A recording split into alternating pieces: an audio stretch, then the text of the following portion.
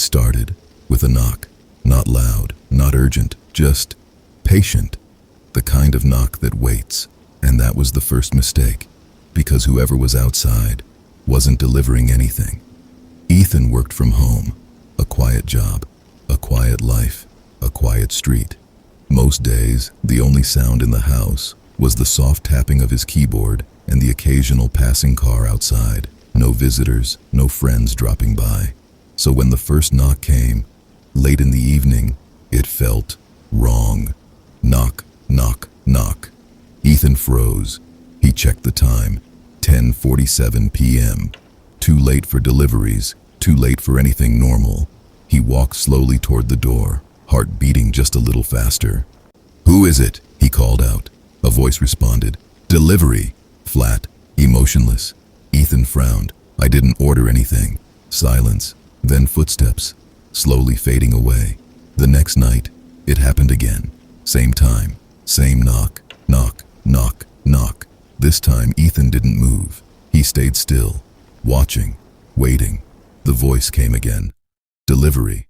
But this time, it sounded closer, too close, like the person was leaning against the door.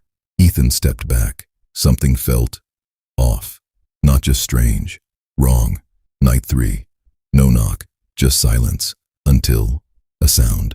From the back of the house, a faint, metallic click. Ethan's stomach dropped. Slowly, quietly, he walked toward the kitchen.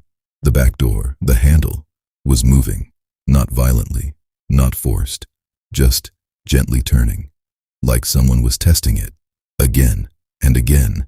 Ethan grabbed his phone, hands shaking. He dialed the police, whispering his address, trying not to breathe too loud. Outside, the handle stopped. For a moment, everything went silent. Then, a loud bang. The door shook. Another hit, and another. Whoever it was, wasn't pretending anymore.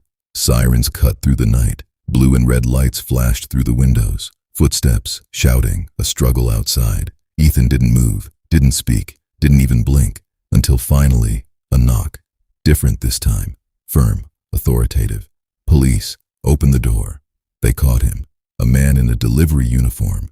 No packages, no ID, just tools, and a list of addresses. Ethan's name was on top. The officer looked at him and said, "He's been doing this for days. Knocking, checking, waiting." Ethan felt a chill run down his spine. "Waiting for what?" he asked. The officer paused, then said quietly, "For the night. You'd finally open the door. So next time you hear a knock late at night, don't rush, don't trust, and whatever you do, don't open the door." It started with a knock. Not loud, not urgent. Just wrong. The kind of knock that makes your chest tighten, even before your mind understands why. It was the Christmas season in Scotland. A time of warmth, of lights glowing softly through frosted windows, of families gathered inside, safe from the cold. But for one family, that sense of safety was about to be shattered. Because for weeks, someone had been knocking on their door, always late at night, always the same pattern. 3 knocks, pause, then 2 more. No one ever stood outside. At first, they ignored it. Maybe it was kids, maybe just the wind. But the knocking didn't stop. Night after night, the same sound echoed through the house. Knock, knock, knock, pause, knock, knock. And every time they checked, nothing. No footprints, no shadows, no sign that anyone had ever been there. Until Christmas night.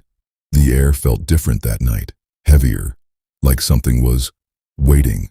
Then, bang, not a knock this time, a violent ooter against the door. The family froze. Another hit, stronger, angrier, before anyone could react. The door burst open, and standing there was a man. He swayed where he stood, barely able to keep his balance. His clothes were soaked, his breath thick with alcohol, but his eyes weren't drunk. They were furious, confused, lost. "This is my house," he slurred, his voice low, but filled with something darker. "I live here." The family tried to explain, tried to reason with him, but he wouldn't listen. He stepped further inside, like he belonged there, like he had every right. Panic set in, voices rose, fear turned into desperation. Somehow, They managed to push him out, forced him back through the broken door. For a moment, it was over, or at least they thought it was. Minutes later, a crash echoed through the house. Glass shattered, a window destroyed. Cold air rushed in, along with something far worse. His voice, screaming, threatening, unhinged. "I'm coming back. You can't keep me out of my own home." The family huddled together, too afraid to move. Because this wasn't just a drunk man anymore.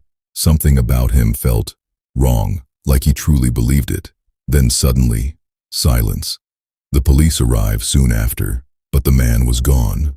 At first, it seemed like he had disappeared, until one officer noticed something in the snow, drops of blood, fresh, leading away from the house, into the darkness. They followed the trail, step by step, deeper into the night, until finally, they found him, collapsed, still muttering, still insisting, "It's my house." The police took him away, and just like that, it was over, or at least, that's what the family hoped.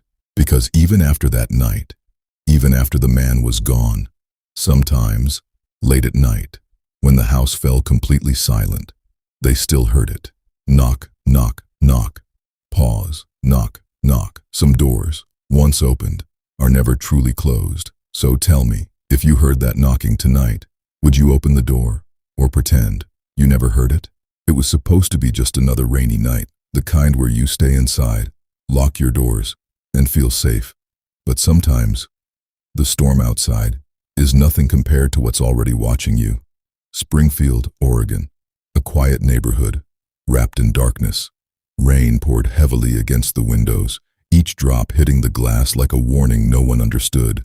Inside the house, a mother sat with her young child. The lights flickered once, then again. "Mom, I don't like this weather," the child whispered. She forced a smile. "It's just rain, nothing to worry about." But deep down, something didn't feel right. Earlier that evening, they had been walking home, umbrella shaking in the wind, shoes soaked, streets empty. That's when they saw him, standing across the street, a man, wearing a bright yellow rain jacket, completely still, not moving, not speaking, just staring. The mother tightened her grip on her child's hand. "Don't look at him, just keep walking." But the child couldn't help it. "He's looking at us." And he was, through the heavy rain, through the darkness, his face hidden, but his presence unmistakable. They reached home quickly, locked the door, checked the windows. Everything seemed fine, until the knocking started. Knock, knock, knock. The mother froze, her heart pounding so loud. She thought it might give her away. "Mom, who is that?" She didn't answer, because she already knew. The knocking got louder, more aggressive, like whoever was outside was getting impatient. Bang, bang, bang. The child started crying. "Make it stop." The mother slowly walked toward the door, every step heavier than the last. She didn't open it, she didn't dare. Instead, she looked through the peephole, and there he was, the man in the yellow rain jacket, standing inches away, completely still, head slightly tilted, as if he knew she was watching. Hours passed, the knocking stopped, the rain slowed, but neither of them slept. Every small sound felt like a threat, every shadow felt alive. Eventually, the night ended, and the man was gone, or so they thought. Weeks later, the storm was long gone, life almost back to normal, until one morning, the mother noticed something strange. A drawer, slightly open, then another, then another. Her stomach dropped. Someone had been inside. Nothing was broken, no forced entry, but things were missing, small things, personal things, items taken from right next to where they slept. The police were called, but they found nothing, no fingerprints, no clues, just one terrifying truth. He didn't need to break in, because maybe he already knew how to get inside. And somewhere, in the next storm, if you look outside your window, you might see him too, standing there, in the rain, watching.